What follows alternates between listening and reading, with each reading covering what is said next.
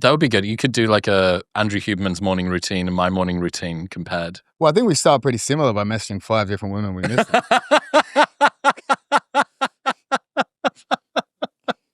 Are we recording? I hope that's in. Cut that in. Yeah, that's in. All right, man. Hello. Welcome back. How are you? Good to see you, mate. I'm still alive, unfortunately. Yeah. Last time we were together was CJI 1. And I think I left you at a strip club around 7 a.m. No, that was someone else that looked like me. James Smith. That was James Smith. How did you celebrate after CJI? Oh, shit. Well, I mean, we went to Cartagena, Colombia, and went on a 5-day bender, pretty much. Came out very unhealthy, but survived it. Direct from Vegas? Yeah, so we left the after party, flew straight in there. The secret investor threw us a party, and it was the hardest 5 days of my entire life. It was grueling. In Colombia?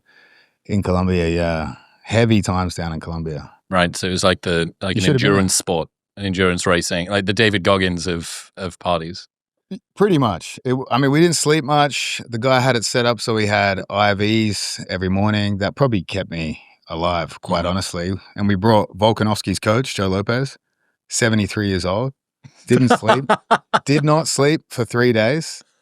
Used his poor Spanish on any woman that would listen to him, but somehow still alive, returned to his family safely. Every time I take him away, Volkanovski calls me and is like, please, bro. Bring him back alive. He's going to die. And I'm like, that's what his family wants. They keep asking me. Right, okay. Jesus fuck. What's your synopsis of how the first one went? I mean, I think it really couldn't have gone much better. You know, like it actually surprised me. Obviously, I have my personal assistant, Seth, take care of a lot of the more mundane activities in preparing us for the event. But yeah, everything went off without a hitch as far as I'm concerned. What did you think of the show? I enjoyed it, man. I think my lifetime watching of Brazilian Jiu-Jitsu was multiplied by about 10 over that single weekend. I saw more Brazilian Jiu-Jitsu in that one weekend than I think I had my entire life up until that point. Day one was a marathon, that's for sure. Day 2 hit the sweet spot. I think for this next one, we're going to try and make both days a little shorter. I mean, no matter how much you love something, 10 hours of it, unless it's a Colombian after party, is a lot, in my opinion. What were the best bits? What were the worst bits, in your opinion? I mean, to be honest, my favorite part was the crowd turning positive on Gabby Garcia because she's been the villain the entire time. We made her the villain in the lead up. She's been the butt of the joke, and then like everyone's booed her whenever she's won. So then there was that heartfelt moment. I was quite happy for her to get that. That was cute. Yeah. And okay, you finish up CJI, you go to Colombia, but it took 4 months for you to get back into the US? Longer? How long? It took, honestly, I don't know what it was. You might be able to imagine, but something about Colombia really struck at my heartstrings, something about the culture down there. So I went back to see my family in Adelaide. They were quite surprised I survived Colombia, and then basically went straight back to South America to continue the adventure. Okay. What did you adventure? We went to Brazil. We went to Argentina. We went back to Colombia, and I was back in Colombia for a good 5 to 6 weeks. But this time, instead of Cartagena, straight into Medellín. Okay. Did you meet Pablo Escobar's sister? I did, and this is actually a weird story. So I put up a post.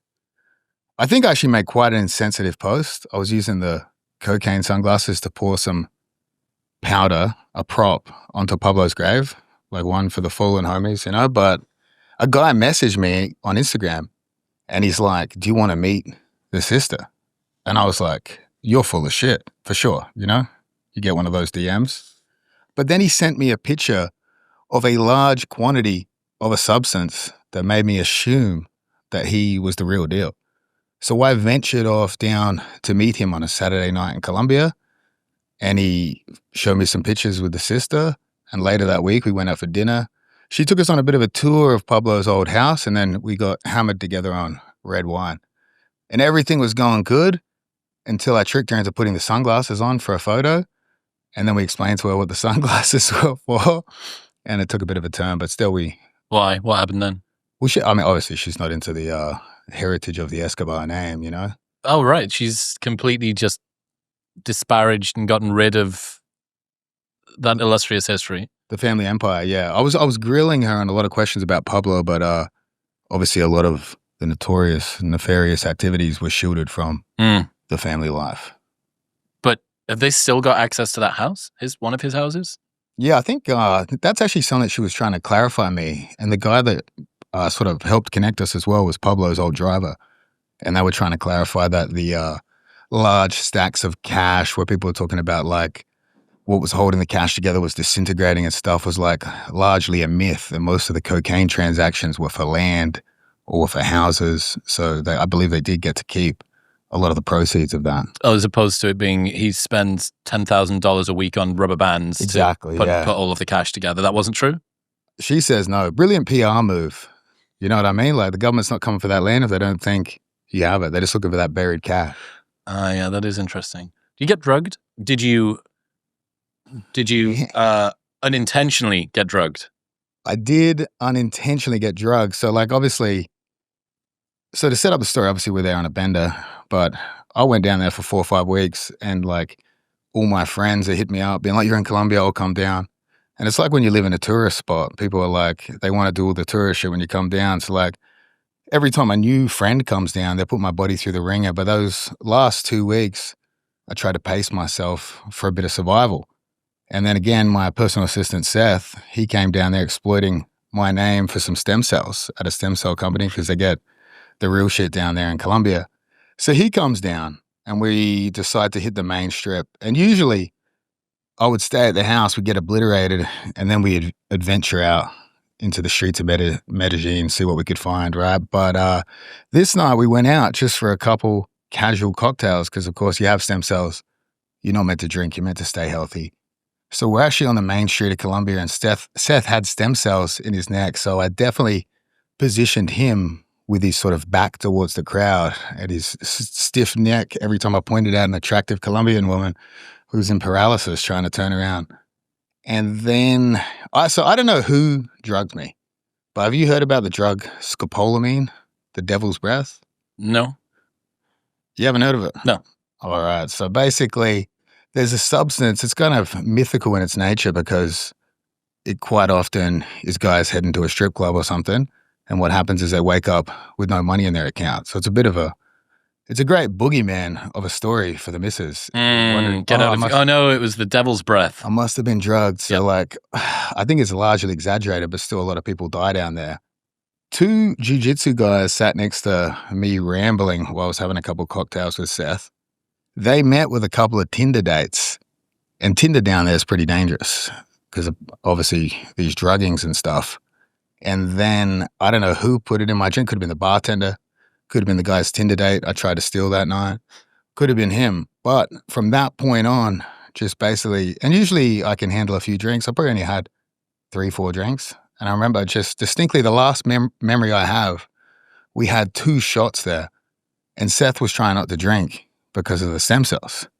And I was like, you're a pussy. So I drank my shot and his shot. And ordinarily that's something I would do because given his 5'3" size, a full margarita might kill the man. So usually I'm jumping on bullets for him as it is. But what ended up happening was we went to our next destination, which was obviously a family-friendly location, as you can imagine, in Medellín. Seth walks into the bathroom and finds me basically pants down. I've pulled my shirt off. I've gone to the bathroom. I'm overheating. He thinks it's a dream come true. He's found me in the bathroom unconscious with my pants down, but he has to get me out of there. And the funniest thing is he had to carry me out of there with his stem cell ridden damaged neck. So he could, he could barely lift me as it is, but with the stem cell injury. So really, he carried me home, tucked me into bed. Apparently I was clothed. I woke up fully naked, suspicious, but he obviously wouldn't have done much damage if he did. But we basically checked the security camera footage the next day. And really the reason we realized it was scopolamine, because it has this, you're sort of like the Walking Dead. I couldn't walk because I took 2 hits, but you remember all your banking detail. Like you remember numbers very well. So it like messes with your head, but it's great to rob people because you remember the details. So we've got the security camera footage where Seth's dragging me to the front door. We get to the Airbnb and I like perk up, put the code in, and pass back out. You're kidding. He takes me to bed. That's insane. So it's able to completely incapacitate people apart from their ability to do fucking mental arithmetic and remember numbers. Exactly. So that shocked me. Seth obviously thought I'd just drunk too much, but when we put it together, it was, definitely hit a scopolamine. We are constantly having this argument, really.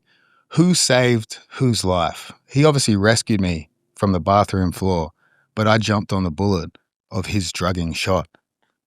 So it's kind of who saved who here. Yeah, so stem cells plus scopolamine would have been... Can you just sort of run the game tape forward? What would have happened if the shots had been reversed and you'd had to look after Seth? Do you think you'd have been... Seth would not be sitting there awkwardly in the corner looking at us. He'd probably be in a grave 6 feet under the ground somewhere.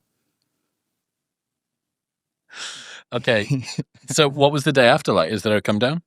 You know what? Honestly, I woke up naked and saw a trash can there, and I was just like, fuck, what happened last night? But I felt pretty good, to be honest. I was like, because obviously usually a hangover, as you well know, can be very ugly the next day. But I remember being like, I don't remember anything that happened.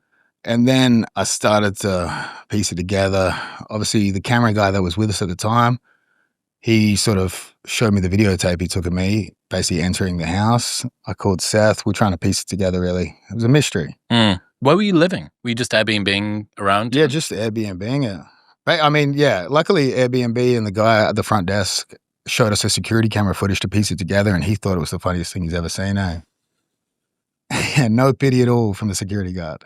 Well, he could have, had he have not known that you guys were friends, he could have assumed that it was a very forthcoming, very tanned Native American man using scopolamine and scrupulously. I mean, that's how many of Seth's dates go, you know? They don't call him Bill Cosby for nothing. Same complexion.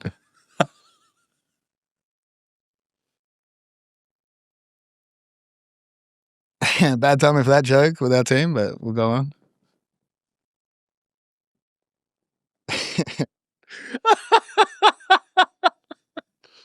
Nah, to be fair, Bill Cosby was taller significantly. Okay. What else you get up to in Colombia? Tell me. I mean, honestly, I think that's all you can do down there is just get obliterated and try to find true love with a Colombian woman, you know, which is I can fix it.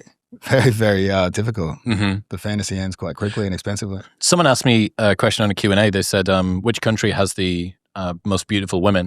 And I said, that's the wrong question. The question that you should be asking is which country's got the ugliest men?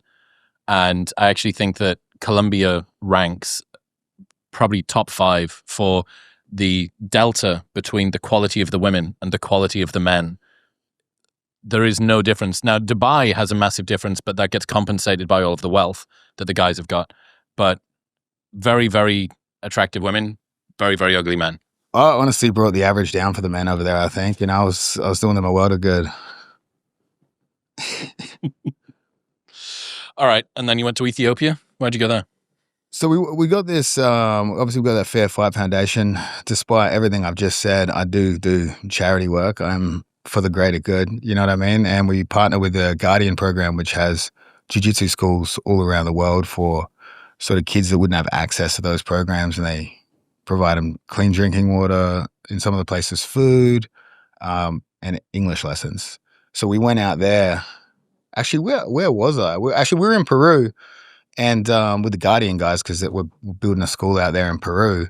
And one of the guys in Ethiopia that runs the Guardian program there, Calder, one of the guys at Guardian, got me to send a video message to him. And I just winged it. And I was like, because he's a fan of me, I don't know why. But I sent him a message and I was like, I'll see you soon in Ethiopia. And then I just pursued that to the end to visit his school. And we went out there with Guardian. And these kids were basically training on concrete. It's in Addis Ababa, and we went out there and went on a bit of an adventure, but they were training on concrete, and we fitted. Do you mean training on concrete? Yeah, just like concrete with like maybe 3 or 4 puzzle mats, so like real harsh conditions for the kids out there in Ethiopia. So we generously fitted out their gym with mats and show roll, hooked them up with some gis for them to train in. But they're tough conditions for them training. So they're trying to do Brazilian Jiu-Jitsu essentially on concrete. Not a heavy guard-pulling culture, as you can imagine. But yeah, Ethiopia was absolutely wild. Just the sheer scale of the poverty out there was mind-blowing. Mm-hmm. And we went to visit a couple of the tribes out there. We went to, honestly, I can't remember the name of the tribes, but we went deep out there to see 2 different tribes. One of them we rolled into and they were doing a whipping ceremony, which is, there's like a coming of age ceremony for a man in the tribe before he disappears for a while on some hunting expedition. But the way they celebrate that is he does his part. The male part of this is they line up 7 or 8 bulls and he just runs naked across them, back and forth. So that's his contribution. Across what? Across bulls, like the animal. Right. So they had a little set of steps or something like that? And then They just helped him up. Well, actually, they had a smaller bull to kick. A little stepping stone of a bull. Stepping bull. Okay, right. He made it. He fell at the very end, but I couldn't post any of that footage because he was naked, unfortunately. Okay. And, naked. Well endowed and intimidating. Naked, well endowed teenager running across a bunch of bulls. Yep. Okay. And then they whipped him? No, they didn't whip him. They whipped a bunch of women in the tribe. So we roll in. We're on this full drive adventure. It is like B-Team. It's basically a grading ceremony at B-Team. You know, it doesn't come easy. There's a lot of balls, a lot of whipping. Okay, so why are they whipping the women? So get this, right? And again, from my own perspective, not a problem for men like me and you, but the women are whipped to show that they can handle physical pain, to show that they're ready for sex. Okay. What are they whipped with? So the girls, this is a crazy thing to watch. They go and they have to find branches and they run, like they're doing a song and dance and stuff. It's a celebratory day for the dude, but for the women, they're suffering. They go find some long branches and they present it to a man and he like tests it to make sure it's thick enough and then just slams them with it and they have to poker face it. Absolutely brutal. They can't make any noise or show any pain. No, that's the game. Like if they show any pain, they're sort of like failing their part of the test. They just have to eat it. Oh, that's seen as like lack of resilience, not sufficiently strong. But again, it's like it's to prove that they can endure the physical pain that would come with sex, which is How old are the women that are being whipped? Honestly, probably like as young as 12. So it's pretty heavy shit to watch. Ooh. And it's boys and men as well, I'm going to guess. Yeah, full men just whipping them. And the girls are like giving them branches. And if the guy's like, it's not thick enough, they're like insulted and they just like run away. Like the men are insulted, like, fuck this branch, throw it away. And the girls have to run and find a new one. But full like welted up backs and like just blood open. And this is all to celebrate the guy that ran across some bowls. Yeah, it's a bit imbalanced there, eh? He got a stepping bull and then 6 more bulls. And the girls had the shit whipped out of them. Yeah. Yeah. But presumably that they have to do that each time because there can't be like 10 new girls ready to be whipped each time that one guy becomes of age. Yeah, some of them had some serious scars on their back. Already from previous times doing this. So that was pretty heavy to witness. And then we went to another tribe, and this tribe was a tribe we didn't see this, only happens once a year, but this was heavy when he was telling me about it, like about the genital mutilation. So they were telling me about how they remove like the clitoris and parts of the vagina so that the women will not enjoy sex. And again, that was like something mind-blowing to me because I just assumed they weren't meant to anyway, but they actually use things like anything they get their hands on. So some of the tribes don't have scissors. He's trying to keep it together. We're talking about a heavy thing here, Chris. Scissors, glass. Some tribes will have to use fingernails, like anything to basically mutilate so they don't experience the pleasure of sex, I think, to encourage in their chastity. minds. Chastity, yeah. But I remember the guy, like, he gave me this big plug about that. And then he was like, but it's a celebration. We kill a lot of animals that day and have a big feast. And I was like, oh, fuck, well, it's fine then, eh? Yeah, okay, yeah, evens it out. How did you, were you, like, that sounds quite disturbing to see and hear about. Is that the sort of thing that affects you? I know that you seem like quite a resilient guy, but does stuff like that get to you? Yeah, I mean, that's pretty heavy to witness. It's just the scale of it. Like, I think if you haven't visited Africa, you don't understand the scale of that continent. So it's like just to see that within one country and how many people are in that country, the scale of it would be the most affecting. Just the realization that you pretty hard to make a difference out there. You know what I mean? Like, how are you going to, like, you see that tribe participating in that, and it's like, you kind of would want that to not happen, but how are you going to intervene? You know what I mean? Like, there were dudes rolling around with guns there and stuff. He was pointing his gun at me, pretending to shoot me and stuff. After Ukraine, that's just half of the course for you, right? That's, yeah, pretty much. But yeah, I mean, it's definitely affecting, but like, just, it's pretty bleak, you know, gives you a bleak outlook on the world. Yeah, it's a strange one. I think, you know, we talk about the difficulties in raising up working class areas of America or the UK or Australia or whatever. And we need investment. We need to have cultural interventions and role models and upward aiming and all this sort of stuff. Yeah. I'm not convinced that that is the same solution that would work when it comes to, you know, tribes that for generations and generations have done the same sort of a thing. I wonder how widespread that is. I don't know how many Ethiopian people are still in a tribe of that type versus a slightly more contemporary version of living with, you know, huts and farming and stuff like that. Yeah, I mean, yeah, that was just 2 tribes. I think there's like thousands and thousands of tribes just within Ethiopia. And then like what we learned when we were with the kids at the sort of the gym they've set up there that we matted out was that like there's this whole thing where guys will go to these tribes and either abduct kids or tell the family that they're going to bring the kids to the big city, give them an opportunity, and send money or resources back. And really, they just take them, and oftentimes they'll like mutilate the kids or hurt the kids and force them to become beggars. So the city's full of sort of like these escaped kids from the tribes.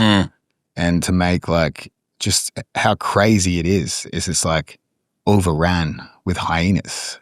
And there's actually quite another factor on that is there's quite a bit of corruption with the police. So the police, if they see any of these homeless kids sleeping, they come after them. And if the homeless kids don't sleep in packs, the hyenas eat them, even in the capital city. Inside of the city, the hyenas will pick off a stray child. Yeah, I don't think they'll generally attack like an adult, but if they see a stray child, especially like a dehydrated or hungry, weak child, the hyenas will come for them. So the kids have to form these gangs to protect themselves from both hyenas and the police. And some of these kids were showing up to training, so they generally sleep in the daytime because the police would give them less grief, and then at night they'll be escaping the police and the hyenas. That's insane. That's crazy to think about that. I don't know, you think about that being real outlier, you know, the worst poverty in the world. But I don't know, something tells me this is probably pretty representative for a lot of areas maybe around Africa that have got this kind of poverty. Yeah, and Ethiopia is like, Addis Ababa is quite like... I've flown through that. Yeah, it's quite there. There are some nice areas of that city. Mm-hmm. So it's like, and there's definitely significantly worse parts of Africa. What was training the kids like? Were you able to, like... One was...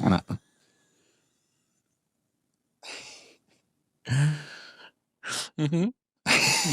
Nah, it was you cool. mean the crippled, hyena-chased ex-tribe children?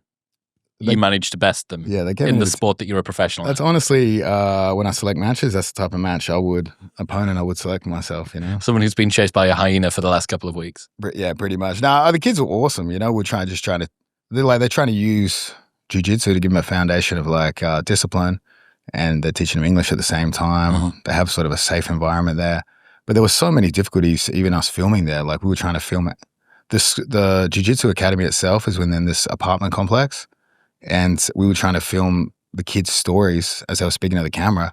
And even the like guy that ran the apartment complex comes out being like, grilling us, asking us questions, interrupting the filming, like not wanting us filming it. Like I don't want to say too much to get the guys back there in trouble. But obviously, they have to deal with a lot of corruption as well. So it's really, like, I mean, it's mind-blowing to think Lake, who runs the program out there, like for him to see his country and try to have a positive impact on it, despite the scale of problems they have to overcome.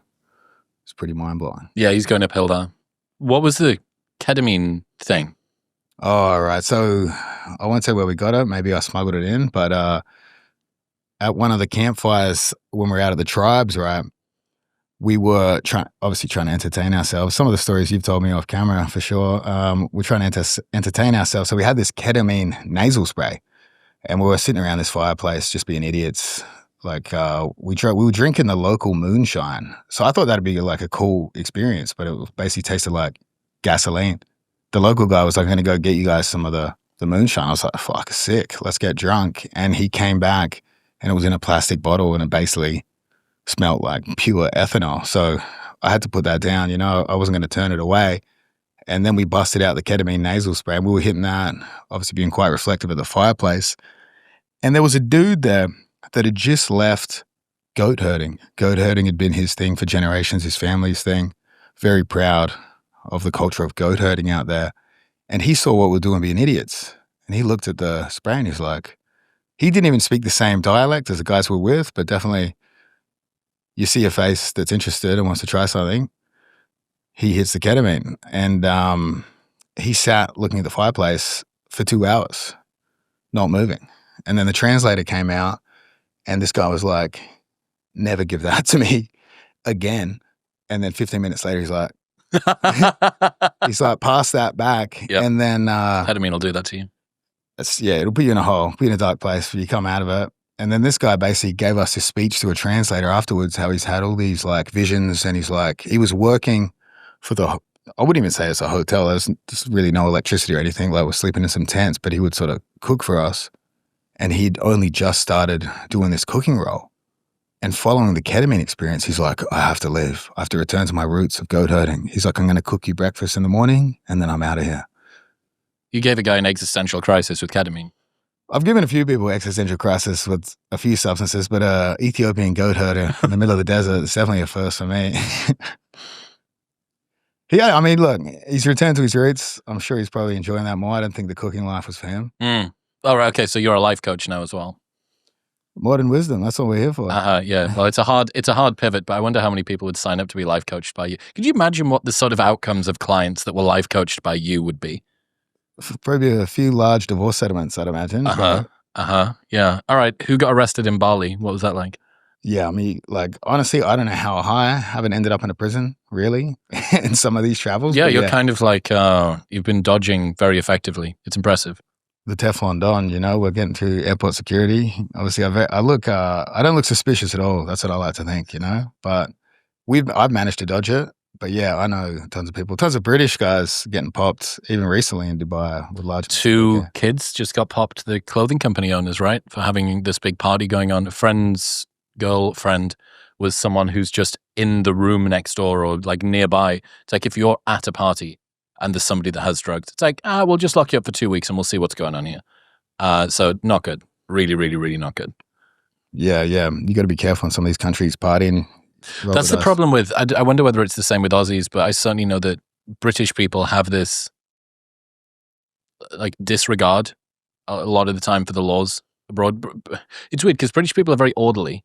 Like if you've ever driven in the UK, you'll notice if I'm in front of you and I indicate, I get your lane, like you back off, as opposed to in America, you guys protect the lane that you actively speed up to not allow that person to get in. It's very territorial. They defend the lane like the southern border, basically. Correct. Yeah. Well, now, yeah. Whereas the British defend the lane like the southern border a year ago. Yeah. So very, very opened up. So in some way, 97%, I think, compliance with the first COVID vaccine, like 90% with the second one. So quite a rule-following type nation. Apart from when we leave and we go elsewhere, and the sort of party culture. I remember I was at, I can't remember the name of the hotel. It was during COVID. So he'd fled the UK. Me and a friend had fled the UK because another lockdown was coming and we weren't going to be able to fly anywhere. And we just went to Dubai. And we were watching MK play a rooftop pool thing in Dubai. Everybody there was British because they'd all done the same thing that we'd done and fled the UK. And you think if there's one place you really don't want to be caught with drugs, it's fucking Dubai. I mean, also maybe Bali and Thailand and stuff like that, but you really don't, they do not fuck about. And it was just this classic sort of Larry British culture, passing bags around, leaving them out on the table. Bottle of Grey Goose, bottle of Belvedere, bottle of like unpronounceable pink fucking like powder. What was the name of this place so I can avoid it? Some on the UAE. I honestly can't remember what it was called. But I just remember thinking, this is during fucking lockdown. So it was supposed to be social distancing. There was supposed to be masking. Like, okay, do you get through the new rules that you can maybe say are a little bit silly, but then you get to the ones where you go, they've been around for a long time and they're going to fuck you up. And yeah, British people, but are Aussies like that? Are they kind of still go degen, disregard the laws abroad mode? I would say for sure, yeah, we're pretty reckless as well. Definitely take some chances. I, for one. Yeah, I'm aware that you might be I was assuming that you weren't representative. I think pretty representative, yeah. All right, okay, this is just normal. Yeah, normal. Right. You're not anything different. You're just Australian. Normal Bergen culture, yeah. Okay. All right. Cool. What about this school in Peru that you're building? Yeah. So again, with the Guardian program, who's running these schools around the world for kids, we're building one in Peru because we visited. I wish I could remember the name of the city, but it's basically a surf spot. Peru has some of the best surfing in the world, so it's kind of like a bit of a tourist spot. So there's a lot of foreign tourists coming in, having a good time, partying, hitting the bars and hitting the surf spots. And it's created a culture of like a lot of kids dealing drugs in the poverty-stricken areas around it. So I know it sounds a bit hypocritical, but we're building a school down there. They've basically reached capacity as it is. So we're trying to build a bigger facility for them to expand so they can take in more kids. But Peru, the poverty was really quite severe, quite shocking. I think most people just go there, visit Machu Picchu, Lima, get out of there. But we went up to the northwest, and yeah, the poverty was real bad, like lack of clean drinking water, lack of opportunities. So through Jiu-Jitsu, teaching the kids discipline, and they teach them English, provide them clean drinking water. The new facility will provide them food as well. Hope we can at least make a difference within that little city. What's driving this other than tax incentives? What's balancing the moral? Oh, this is karmic retribution. Yeah. Okay. Basically, yeah. After you've done what you've done to Gabby Garcia, you feel like you need to repay the world? I would say I was the victim of the Gabby Garcia thing, truth be told, but there have been many victims of Gabby Garcia, as I've told you off camera. But yeah, I mean, it does feel good to make a change like that, of influence. And I'm trying to change the narrative a bit on charity, because most of the time people tune in to watch some sort of charity documentary. It's almost like sadness porn or something, you know what I mean? Where it's, and then tugging at the heartstrings, making you feel bad. Here's some guilt. And then there's the guy that's like almost the savior, too good to be true type character. So I'm trying to balance it out by at least providing some entertainment value, some realness, and most importantly, going to these areas where kids are selling drugs and buying those drugs so that they don't have. Oh, that's where the money goes. That is actually tax deduction, I believe. Right. To reinvest into the local community. Reinvest into the community. Okay. And improving exports. Okay, good. Very good. What is it when you're sort of building these places? Who's actually on the ground doing it? You got to find some fixer, local person to actually operate all this stuff. It's not like you can only fucking set there. I wish I could. So does his family. But yeah, obviously, as you know, I'm an incredible judge of character, and I've never made any mistakes hiring or associating with people in the past. So it is very difficult. Luckily, Guardian really chooses the right person, because again, like you're running a charity program for kids, you got to be very careful. Discerning. You got to be very careful who you put in charge of those kids, you know? So it's like, I would say that is more difficult than than any other part of the process, is finding the right person for the job. And what would success look like for doing this more?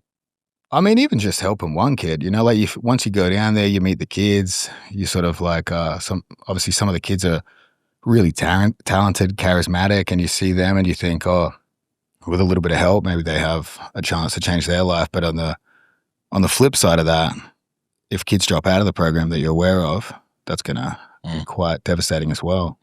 What about Brazil? You spent some time there? Yeah, so we went to Brazil. We did a clothing release with Street X, and it was basically Brazil themes. And we were basically trying to take some cool photos and videos. So we're trying to recreate the Gracie origin story back in the day, where the Gracies would go to, there's a famous video of Hicks and Gracie going to the beach and slapping this dude that had been talking shit, and then they brawled on the beach.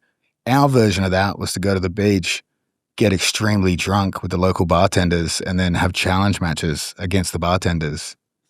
And that was our reincarnation of it. And then the bartender, we were trying to get into the favelas. You know, you want to see the favelas. I've heard so much about them, wild places. So I just trusted this bartender. This guy was like, "Oh, you want to go to the favelas? I will take you." Drunk at the time, we agreed to do this. Next day, picks us up, takes us into one of the favelas, drops us right at the top. And on the way up, we had to stop filming. You're not allowed to film any of the dudes with guns. You're not allowed to take photos with the guns, despite me asking many, many times. And they have some fucking impressive weaponry up there, even like RPG launchers to take out police helicopters and stuff. And I remember we get to the top of the hill. He drops us off at the very top. Turn around, there's a guy with a gun, and he's like looking at us. And he basically the local bartender introduced us. And then he saw the cauliflower ears and was like, "Oh, jiu-jitsu." And he's like, "I competed in the last World Championships when it used to be held in Brazil." So we got the free pass from there. And then I realized behind him, this was the motorcycle pickup point for all the drug pickups for people making orders, right? And he goes, "Oh, do you want anything?" And I was like, I went to say, obviously, yes. And he's like, "No, you're a jiu-jitsu athlete, not for you." And he's like, okay, so first off, you were saved by being a BJJ athlete and then disappointed by it too. Yeah. The Lord giveth and taketh away. We were like the ketamine goat herdsmen at that point, you know, we back to our jiu-jitsu roots. Yeah. But I mean, we had the free pass. I mean, I think it's a lot safer, and like the guys were quite insistent on wanting us to show that the favelas can be safe, you know, because they just have such a bad name. So they're quite appreciative when you show the favelas in a positive light, because it's not as bad as people think. Like, really, when we were walking around up there, we realized there are safe points, like especially this one favela, I forget the name, but it overlooks basically the Rio coastline. And it's like, the favelas have a bad name. Obviously, some of them deserve that, but for the most part, the people up there were super cool, super welcoming, super nice. So this is one of those super narrow streets, rickety, corrugated iron, tin roof type places. Yeah, and he, like, at the very tip, near the very top, I would say there's some like clubs and some restaurants that are probably pretty tourist friendly. And then, but as you do the walk down, you kind of need someone there with you. So he'd given us this kid that must have been 15 who threw the red shirt over the shoulder, which was the signal to the people above that don't rob these guys, I assume. No way. Because we had some expensive camera equipment with us. So that's the pass to get through. So now anybody that's got a red shirt thrown over their shoulder walking through a favela, unless they change the color code, in which case that means something else. Pretend to be a blood and you're all good, eh? Wow. So it seems like you've been capturing a lot of the content from this. I haven't seen shit tons of favela Brazil content. Is there some latent documentary thing coming at some point? Yeah, I mean, we have the content. We have a lot of it out there, but I mean, mostly just social media. And, you know, like, unfortunately, I would say people like you have ruined the YouTube experience, where it used to be incredible vlogs, cinematography, well, artistic sort of things. And then it's just been taken over by white guys talking. By the podcast gods who have gamed the algorithm for maximum ad revenue. But yeah, so I mostly use it for socials or photos, things like that. Memories when I struggle to remember them. What about Venezuela? Yeah, so Venezuela was another interesting destination. Obviously, sanctioned country.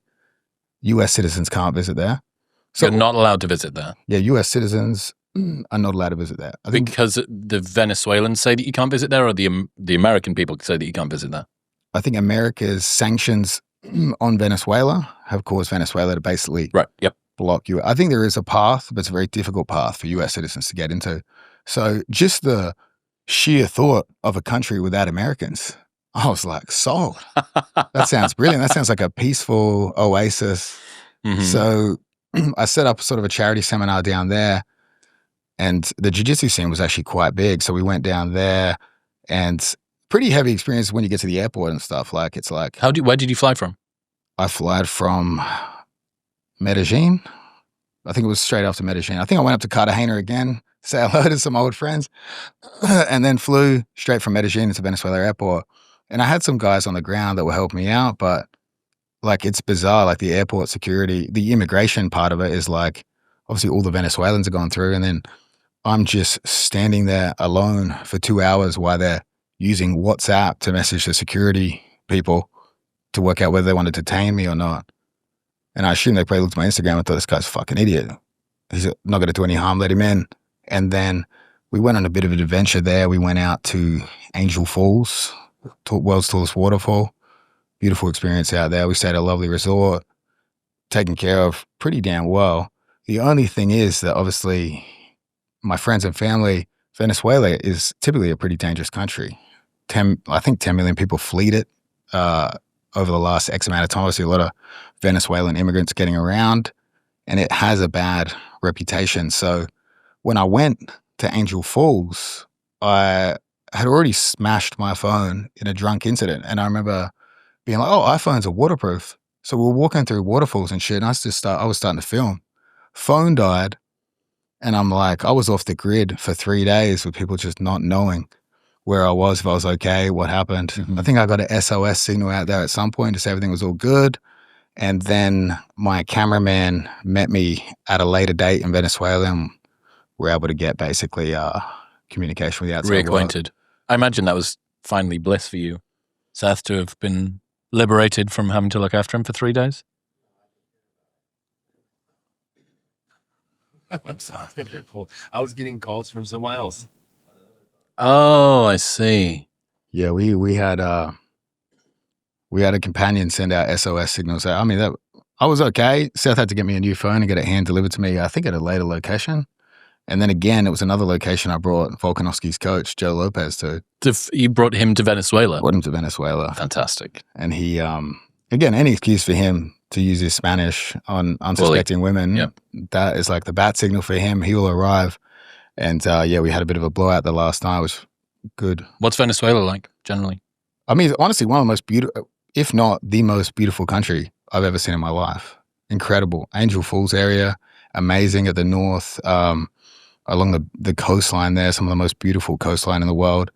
I think it's a tragedy that it doesn't have a tourism industry for Americans because it's so close. Mm-hmm.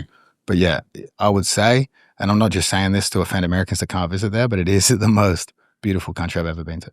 So you were allowed, was that because you would have come back into America with a Venezuela stamp on your passport, presumably? Yeah, and this is, what's funny is I got cleared for global entry. I don't know how. Like if you looked at my part, Ukraine, Venezuela, like I should, whatever it is, the test, it's not working. Yep. Because I passed the initial stage, but I had to have the interview. And I just left Colombia and Venezuela, and they forced me to do the interview at that border entry. And the guy was like, oh yeah, pass. And I was like, you think you'd leave a sanctioned country? I'm really testing the limits. I do have a tattoo reveal for you. You've got a tattoo reveal? Yeah, I'm really testing the limits of US deportation here. Okay.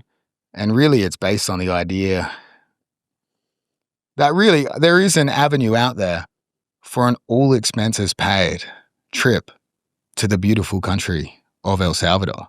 And it just comes at the small price of a tattoo. Just stand up for a second for me. Put that. Oh, you want me to get it out? Marvel at the size of the quad too. Thank you, Chris. You got the connections though. If I get sent to El Salvador. You want Tim Kennedy to come and fix you? Yeah, well, I mean, we need to pull in some government favors when that deportation, when they come for me. So you've got an MS13 tattoo. But I know it was a bold choice. We were just down in Mexico the other day and I thought it'd be a funny idea. And then you got your feet tattooed. Yeah, that was a mistake, honestly. Here's was my vision, right? In jiu-jitsu, people often criticize guard pullers, people that scoot on their butt along the ground, right? Mm-hmm. And they'll always do this, stand up like you're a man if you can wrestle, right? Mm. So then I had the idea that, lay flat on my back, it says, fuck you. I stole this tattoo idea off a guy that trains at Scrappy MMA and just didn't credit him at all. But he had it as well? I was waiting to shower at Scrappy where Jack Della trains, and this guy comes up to me in the hallway and goes, check this out. And I was like, that's fucking genius. So when I was in Perth, I was like, if I could get the same tattoo. That was one of the most painful experiences of my entire life. And it didn't heal. It was the dumbest idea ever. Jack Della's fighting for the belt. And I'm like, oh, fucking, I'll get my feet tattooed. So then I had to train with him for his title while my feet were in excruciating pain healing. Obviously, it's a bad spot. Usually the tattoo's the worst part. This was like, the tattoo was very fucking bad. But the healing process was significantly worse. Why? we're just walking on it all the time, you know? It's like, And you can't rest and you're on mats and it's ripping it back up. Yeah, and I'm not going to be like, oh, sorry, Jack, I can't help you prepare them because I'm a fucking idiot. You know what I mean? I got 2 stupid tattoos. So I just kept taping it up, putting socks on, and training. I've been debilitated by 7 letters. Yeah, that's one of the worst decisions of my life, and that says a lot. Well, I mean, the MS13 one is yet to be. Yeah, we'll see how that goes. Breaking news. First Australian man in El Salvadorian prison. As a part of MS13. Fuck. I got it in Mexico too, which I was in Nuevo Laredo, which is not the safest place. And I remember being like, should I be getting another gang tattoo in Mexico? But the guy thought it was hilarious, so we're good.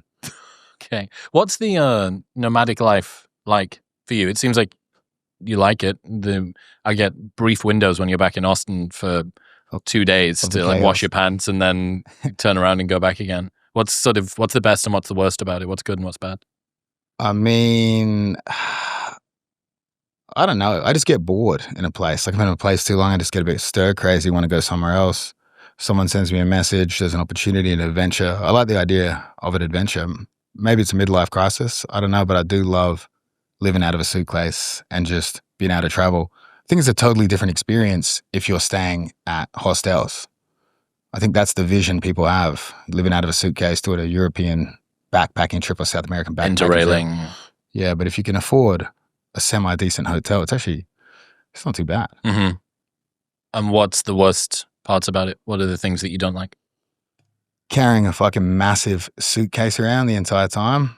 That's where Seth, again, the personal assistant, comes in. He meets me in destinations for wardrobe changes and Xanax resupplies. That's basically keeps me going. It's hard to backpack for all climates, you know?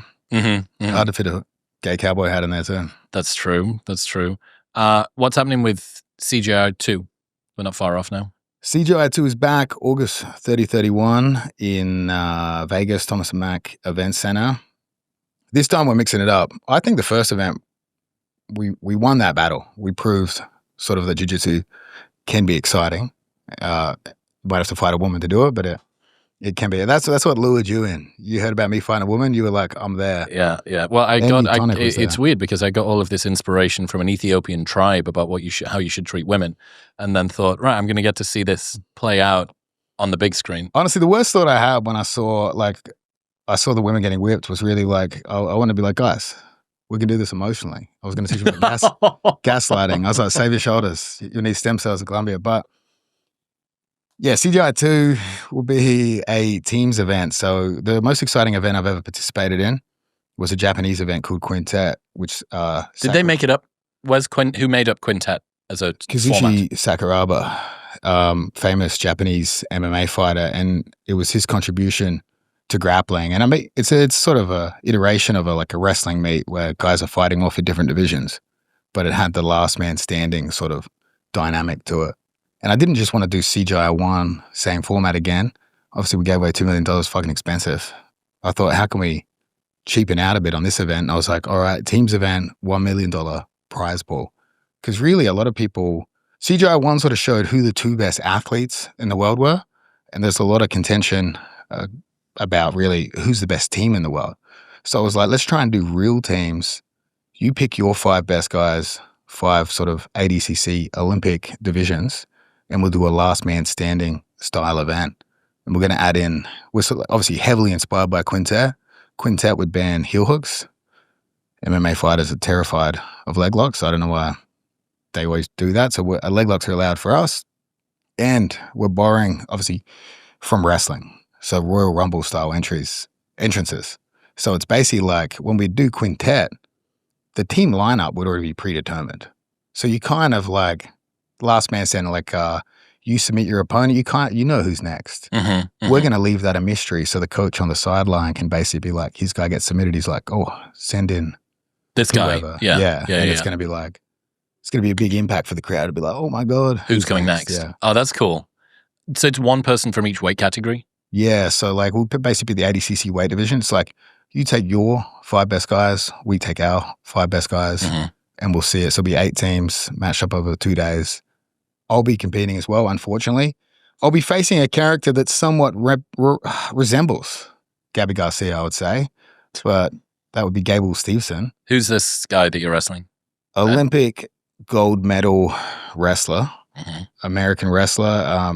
He would be 125 kilos, or for the unintelligent, 265 pounds. Massive size discrepancy. I think I'm weighing real light right now. It's been a tumultuous couple of months, we skipped a few meals. On a desiccated diet. Yeah. I mean, part of that is handicapping myself because I am facing a wrestler, and wrestlers, all they have is takedowns. Once it hits the floor, they have no idea what the fuck's going on. And we've tried to prove that when Volkanovski out-grappled Islam Makhachev and Jack Della out-grappling Bilal Muhammad. Australian Jiu-Jitsu trumps all forms of wrestling. We've found the cure, the antidote. So really, for me, I'm going to face off against this giant, absolute giant human being who only has wrestling. And what's the rule set? 3 by 5 minute rounds. Okay. 1 minute break in between. All submissions legal. He's going into a career in MMA in the future. So. Oh, he's pivoting. He's pivoting, yeah. Okay. So it should be a fun one if my spine doesn't get broken. I'm really testing the boundaries of insulting his lifelong work of wrestling, tearing apart wrestling, and some slight racial innuendo jokes in there as well. So I'm scared he's going to snap one of these days and actually do some damage to me. He seems like a good sport. He has been an excellent sport so far. Mm-hmm. We're going to release it soon, but we just recreated the Dirty Dancing scene together. Me lifting him, obviously. Yeah, I've heard that you've fixed the UFC's wrestling problem. I heard that you've solved it. Yeah, I mean, UFC's on the decline. Too many boring ass wrestlers taking over the divisions. So UFC basically called me. They said, hey, can you help us out? Can you help Jack Della beat Bilal Muhammad? And we just fixed his wrestling overnight. So now we got exciting strikers taking the belts. What's the strategy? How do you beat wrestling? I mean, first of all, you're not going to have the most intelligent human being in the sport of wrestling like some of us articulate, high social skills people in jiu-jitsu. You know what I mean? It's basically jocks versus autistic people. We're going to win the war. You know what I mean? And really, it's just they have the takedown, they have the initiation, but they have no follow-up. They're confused. It's like a dog chasing a car. They don't know what to do once they get it. In wrestling, they get the pin. It's over. The referee saves them. They stand back up. That's where jiu-jitsu takes over. So it's a huge hole in their game. We'll forget about American folk style wrestling completely, and we'll just talk about the broader type of wrestling. But yeah, for me, it's not a big problem. Get taken down. That's what we take over. Sit down. So is sitting down a solution? Yeah, I mean, that's kind of the joke of the sport. Imagine if you spent your whole life dedicated to an art where the goal was to take the other person down, but you never spent any time, thought, or effort into thinking what you'd do if the fight continued on the ground. That's the most funny, humiliating thing to me about the sport of wrestling. So how do you think a fight with Gable Stevenson's going to go? Just roll the clock forward for me. Roll the clock forward. Again, handicapping myself, I've decided to not train for this match, just like I didn't train for the Gabby Garcia match. Show the same level of respect for both Goliath opponents there. And really, I'm just going to come out, sit down. He's going to come forward. First of all, he's going to just be like, if he could read, he'd be angry. You know what I mean? But he's a wrestler. So he's going to see that feat. He's going to be trying to read it, a bit confused, maybe a bit aroused, comes forward and gets leg locked straight away. That's basically my vision. And I'll try and show some mercy here. We've done a lot of damage this year to wrestling, Americans in general as well. So maybe we let him out of a few, but we'll definitely take him out. But he's 265 pounds. How heavy does he need to be before it becomes hard for you to do as a wrestler? Well, that's part of the training protocol. We're finding heavier and heavier dating partners to feel the experience of being under such a heavy creature. And I know you've pointed me in the right direction to some bars in Austin where we'd find those. And Gable is just the next iteration of this. But yeah, basically he's like a giant athletic woman that can do handstand backflips. He can do some athletic maneuvers. So unless he in the midst of trying to read for the first time, falls over and lands All right, I on see. me. So your feet tattoos are an attempt to try and confuse people. To confuse him, yeah. Right. Not only, so it insults the people that can read and confuses the ones that can't. Yeah, little known fact, a lot of wrestlers are dyslexic. Okay. Does that change the way that they wrestle? I don't know, but the feet will definitely throw a spanner in the works for him, I think. What was the fallout from ADCC around? Because presumably that happens every 2 years. Every 2 years. So yeah. that's not going to be a competition this time around. So it'll be easier to get more teams, more people, more spectators, etc. Yeah, so like last year we went head to head. We were mildly offended by petty things the owners said, so we decided to host an event the same day on someone else's with someone else's money, which is always the best tactic, as you know at Newtonic. But really, the fallout was, I think we decisively won. But this is a good opportunity, actually.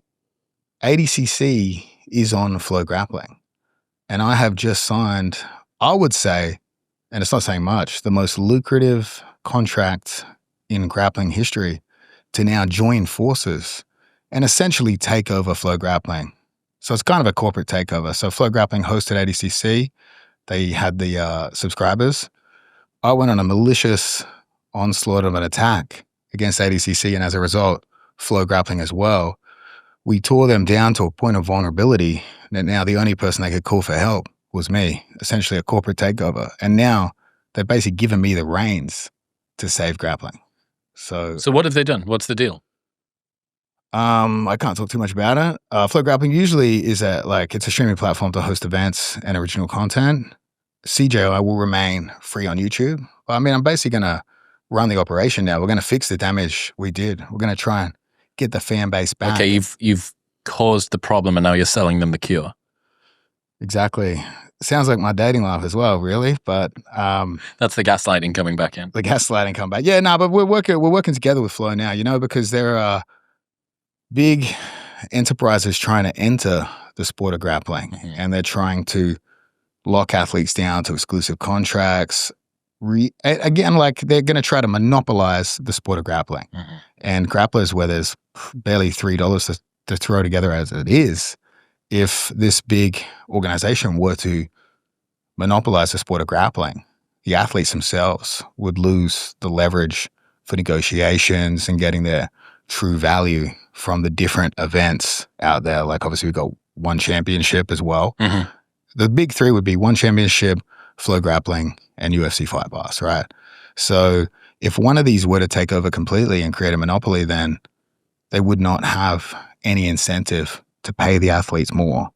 You're able to negotiate. Where else are you going to go? Yeah, or even put more effort into the spectacle of grappling. Like my thoughts are, if fake grappling is one of the most entertaining things in the world, WWE, why can real grappling not be that? And I believe that's the root of professional wrestling, was they used to actually have real matches, but it was too boring for the fans to watch. So they decided to have real matches behind the scenes. And then the winner of that would determine the winner of the professional show. No way. Yeah. And so we're trying to steal, I want to steal the theatrics. Obviously, Vince McMahon, personal hero of mine. I'm really trying to steal what he did for professional wrestling minus his personal life and bring that to the sport of jiu-jitsu. And I think if we borrow from professional wrestling with the spectacle, even in the history of MMA, like in Japan, they used to have an event called Pride. Pride ultimately got shut down because of Yakuza connections, but they used to put on an incredible spectacle of an event. They used to put a lot of effort into the production, into creative ideas to hype an event. So me being the promoter of this event, I'm trying to push the envelope in creating excitement in the event. And I'm worried that if any one of these organizations were to get a monopoly, well, then there's really there's no reason for them to push the envelope on the events, athlete pay, because they've already controlled the market. What else can be done to make grappling more exciting? I mean, here's the thing. Anything's exciting if there's a storyline, Like, so the more we invest in the story, that whether it's fake or real, the more we get people invested in each of the individual athletes or the teams or whatever, the more excited you are going to be to watch it take place. Like, there's been some boring MMA fights and boxing fights out there, but the hype has been so good that even when you're watching the live event, you're sort of on the edge of your seat. So as long as we invest in the storyline and build up the event, CJI1 had a huge benefit because the story was basically CJI versus ADCC. So we create this division and people were invested in picking a side. So we need to leverage storylines like that to invest people's time and energy into actually watching the event, whether the match is exciting or not.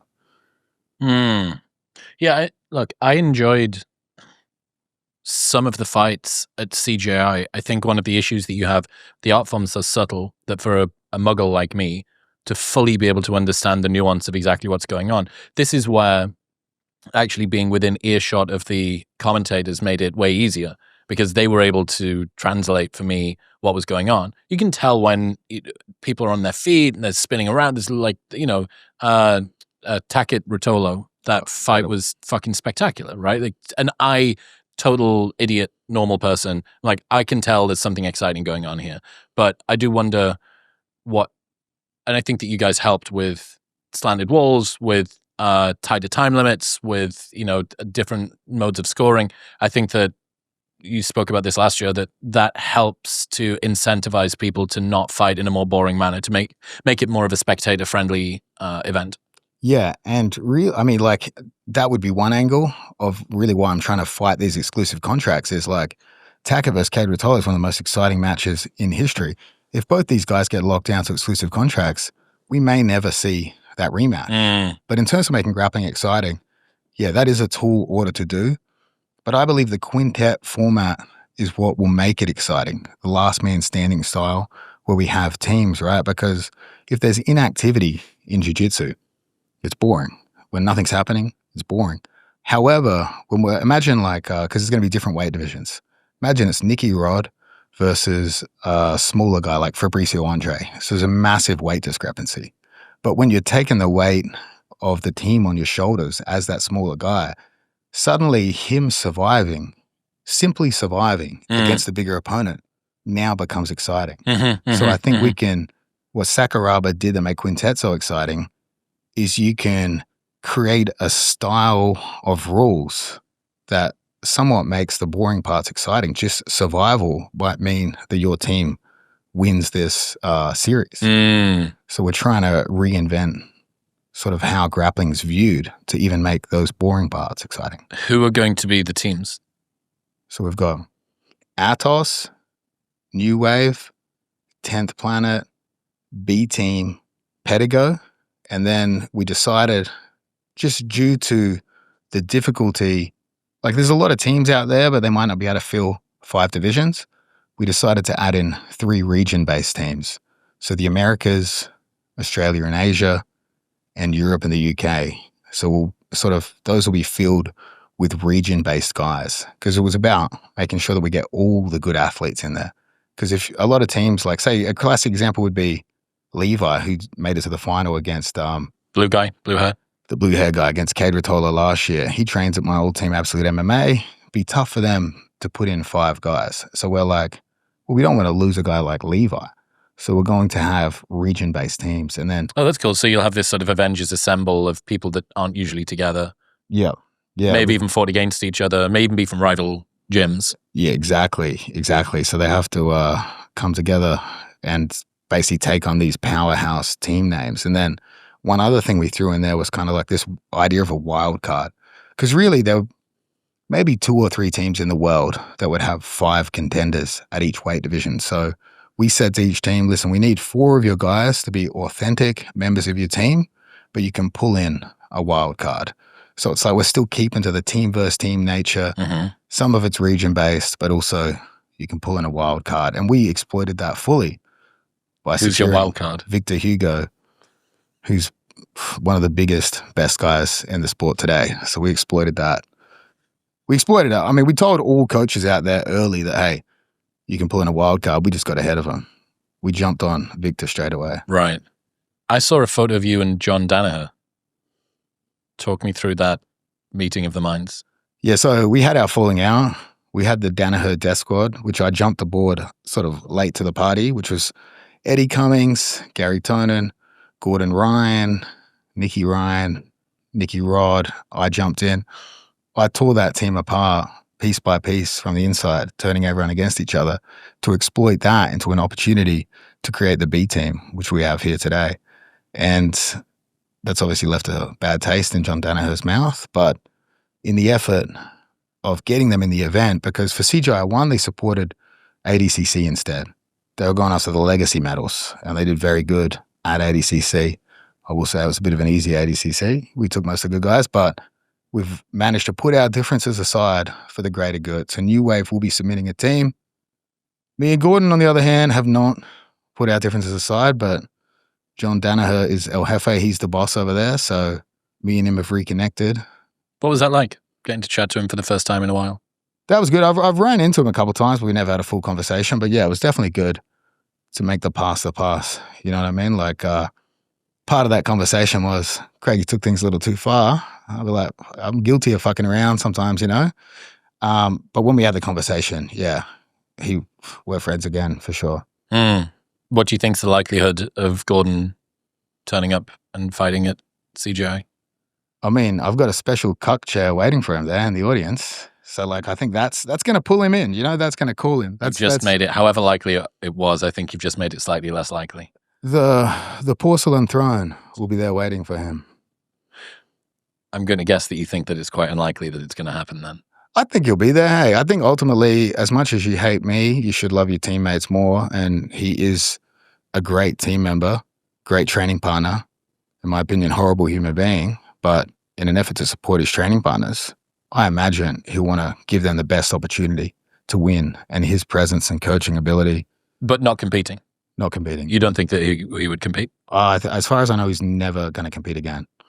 Yeah, and although I don't like the guy, great competitor, drew in the fans, sad to see him leave. And although I persistently harassed and bullied his teammate, Nicholas Marigali, who competed at ADCC, ultimately lost. He got injured in the process of losing. It is sad to lose two of those guys to the sport. Nicholas Marigali's shoulder injury is going to keep him out for quite a long period of time. What did he have happen to him?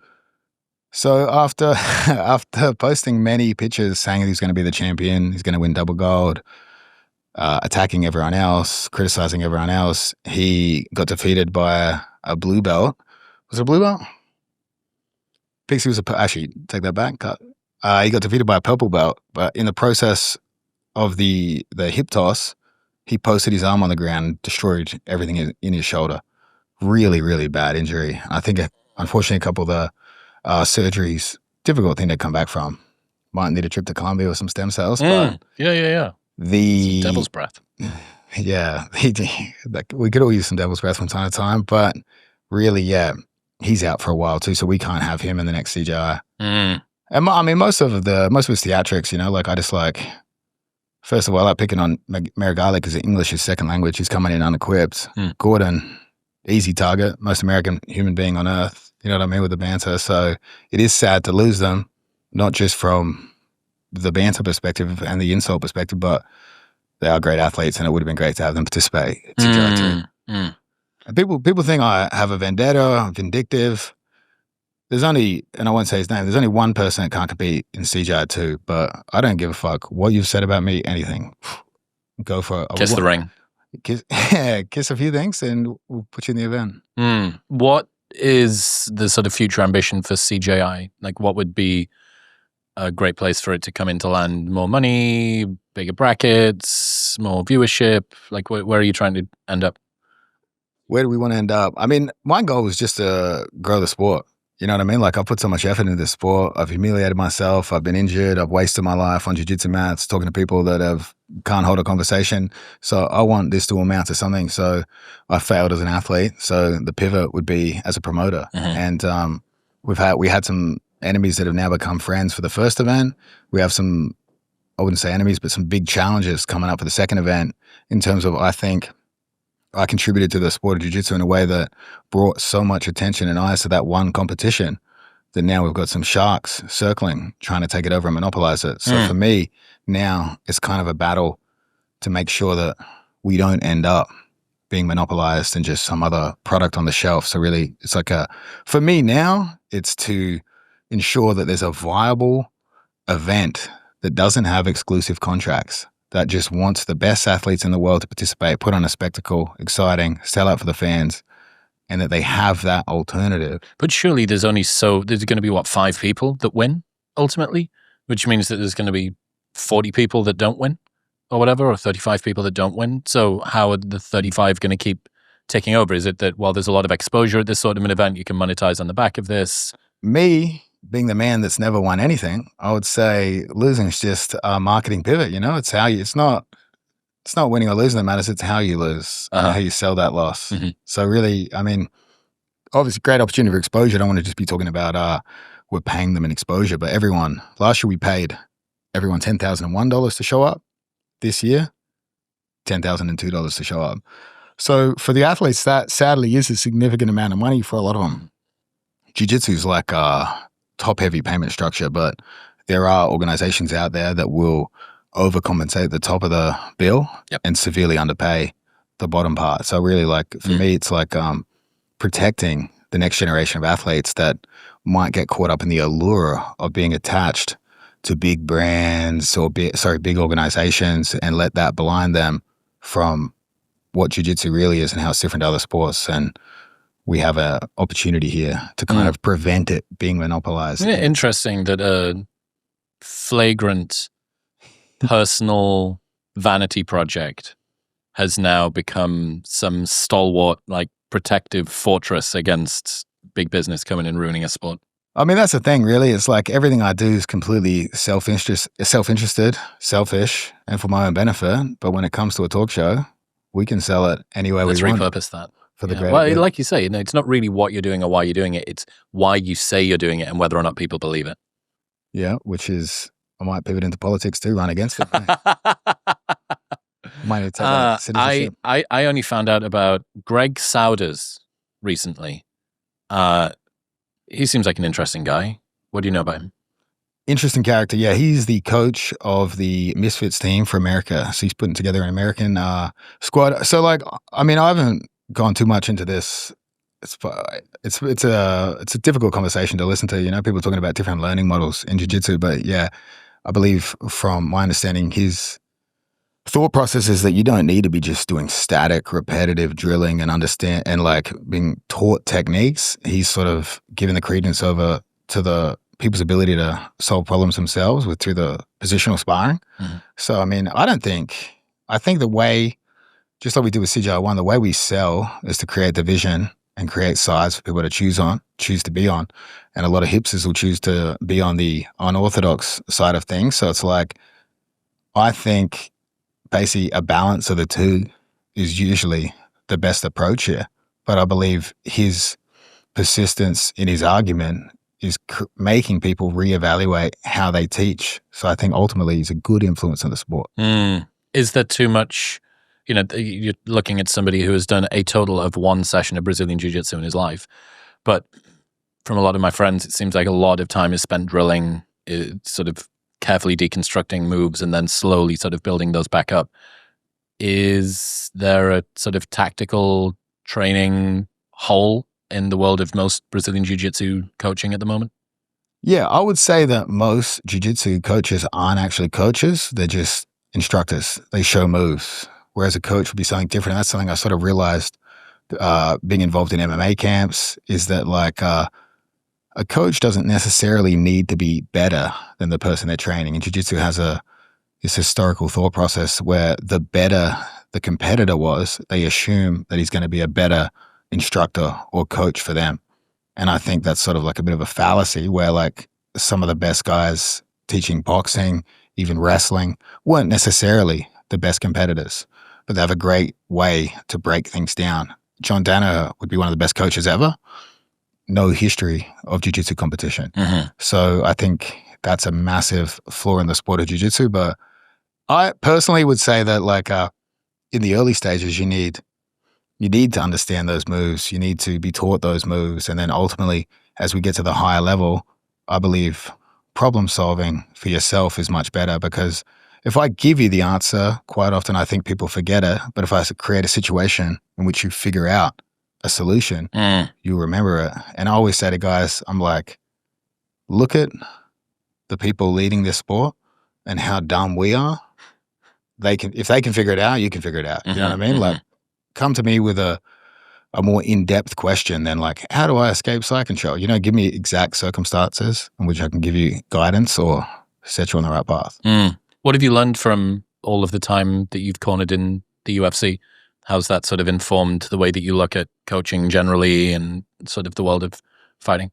I mean, all competition has an element of performance anxiety, but any combat sport with strikes, I think, adds a severe element of risk, traumatic brain injury, right? So for me, the stakes are just that much higher. So when you're dealing with an athlete in those circumstances, you really do have to be very calculated and thoughtful about how you approach coaching them. And you really have to be careful about how you build confidence. Like a lot of people, I'm brought in as the grappling coach in a lot of fights where the goal is that they don't use their grappling. I'm just carrying the bucket, right? But what really I have to try to do is give them the confidence that if it were to hit the floor, that what they're doing is good and that they're going to be okay. And once they have that confidence, when they're on the feet in those other positions, they aren't as scared to take risks. Right, because the fear of the thing that they don't feel the best at happening is stopping them from doing the thing that they are the best at with full commitment. Exactly, like Volkanovski against Islam. It's like most people would have gone into an Islam Makhachev fight and been like, at all costs, do not get taken down. Totally different thought process to be like, we're going to play our game. If it hits the ground, we know how to get back up. We're going to get back up. Obviously, Dagestan has this thing about them due to Khabib and so many undefeated fighters. Some of those guys, I will admit, do have some padded records, but they are very talented fighters. Like you might see a guy with 16-0, but he's fought 8 bus drivers, and there's not many bus drivers in Dagestan. So we really had to shatter that myth. No one's superhuman. No one's unbeatable. Everyone loses. If you didn't lose, you retired too early. So I think, just building confidence in the athletes. But I would say the flip side of that is, truth be told, I really don't like cornering MMA fights because you more feel relief that your guy got out of there healthy and okay. Because I think one thing MMA doesn't show enough is how badly hurt these guys are after the fight. Quite often, the camera will avoid the guy that's unconscious for 3 minutes. So from like a coach's perspective, from a friend's perspective, when you see your guy unconscious for a concerningly long amount of time, I would say that's a traumatic experience as well. So for me, coaching, you're second guessing everything. You know, you don't want to completely change someone's game because you don't have a lot of time to work with them, but you also want to need to build that confidence with them and stuff. So it's like, there's a lot on the line in how you approach helping these guys. And to be honest, it's more me doing slight adjustments or giving them confidence by reinforcing what they already do. When it comes to selling instructionals, I will tell people that I taught them everything they know. But truth be told, these guys are already very, very good in what they do. Like Jack Della is one of the most incredible grapplers I've ever trained with. And he's predominantly known as a striker. So it's like I've learned things from him. So these guys are obviously already very talented athletes. How do you come to think about confidence in the world of fighting? Like, how can you help to build that up? Or when it comes to yourself, how can you sort of help to embrace that more? To be more confident? I mean, you just, you need reassurance from people you trust. You know what I mean? Like the guy, the blue belt at your gym that's hitting on the females in the gym, telling them they're doing a great job. You know what I mean? It's not going to be that. You're not going to have that much reassurance. But obviously, the more you respect someone's ability to teach or their ability to perform, when they tell you you're doing something right, that's going to add a hell of a lot of confidence. And I think it's always better to be overconfident than underconfident in any sort of combat area. In any sport, I would say. More fights have been lost due to underconfidence than overconfidence. You think that's the case?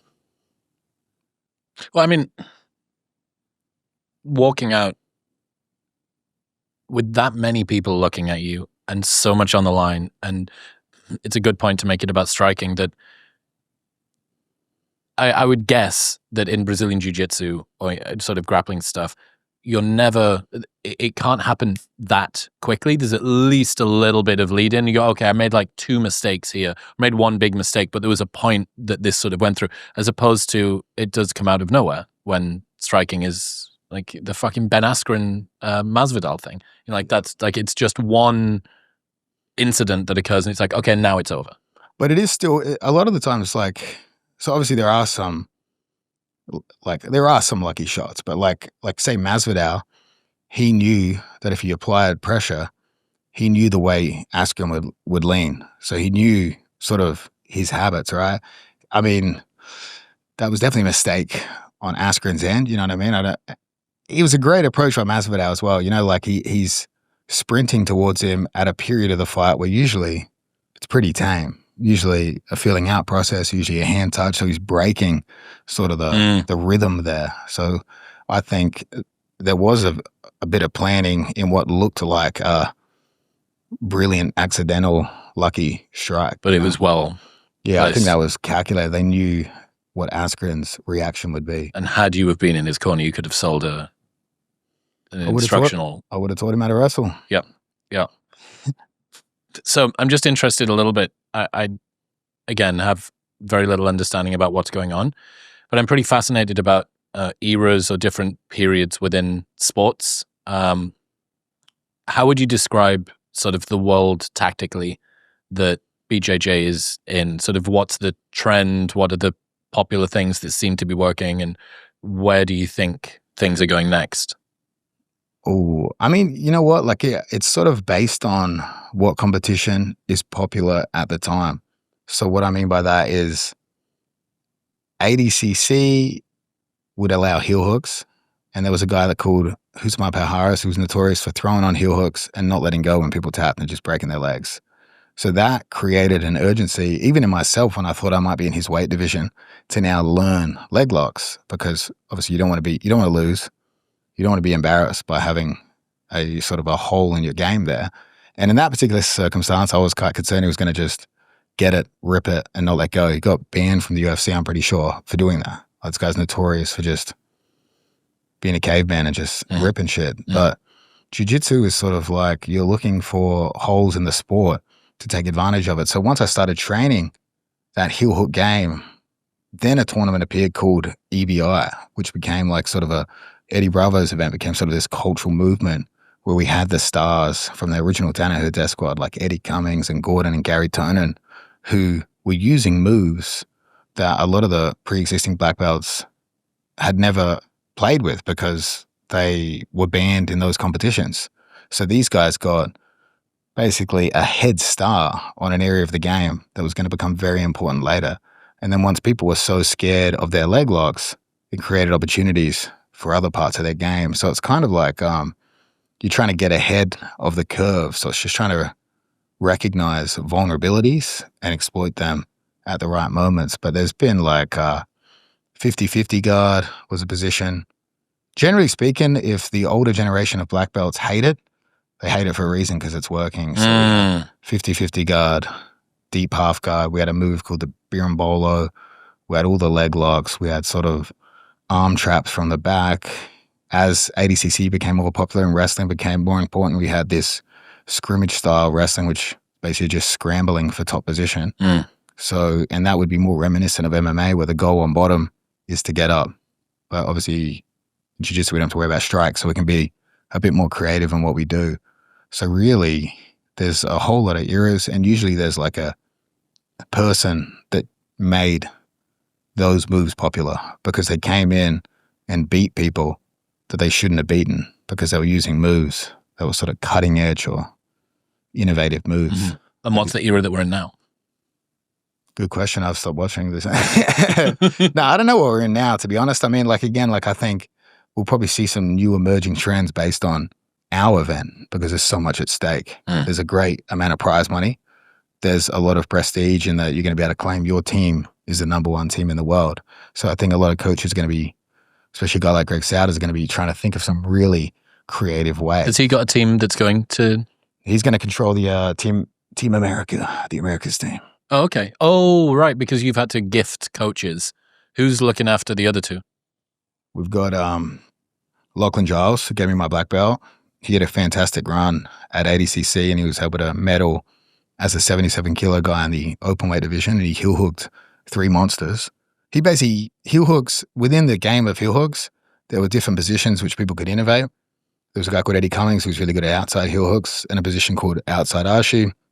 Gary Tone and Gordon Ryan were really good at getting this sort of inside senkaku, obviously throwing some Japanese terms around to confuse people, and they innovated that area. And then Lachlan Giles came in and innovated this position called backside 50-50 and created a massive trend. So he was really influential in the sport, and he's made bank off the back of that, respect to him. And then in the UK, we have a guy called Favelas, who I've picked because he's got good banter. He riles up the Brazilians, and I'm excited to see some of that take place. And what do you think? So it's exactly the same in terms of the walls, gauntlet style thing. The same size pit, yeah. But the next competitor is going to be a mystery. Yeah, off to the side, and no one knows, and then the coach sends them out. Yeah, and actually the pit itself is like guys that figure out how to utilize the pit, because like we've had the UFC cage forever, right? People worked out how to wrestle against the cage. People changed strategies of the cage. Typically speaking, when guys got taken down in the earlier UFCs, they'd try to get away from the cage, and then it changed where guys would use the cage to get up.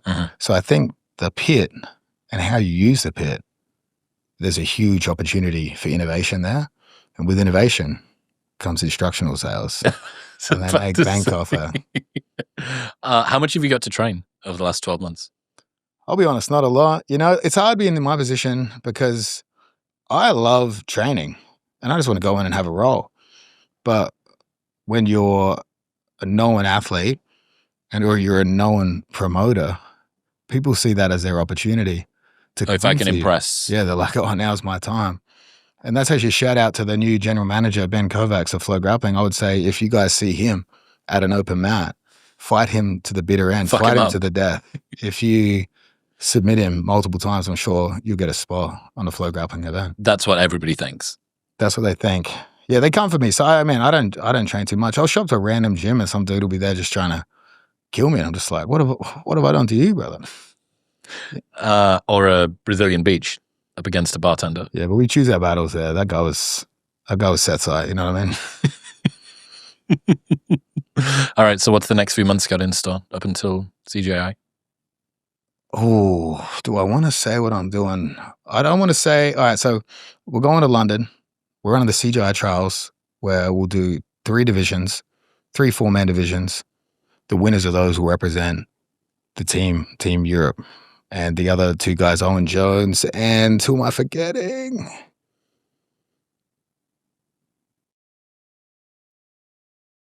Cut that. Jon Jones is in there, and the other divisions will be decided by the trials. And then I'm going to do a bit of a European seminar run.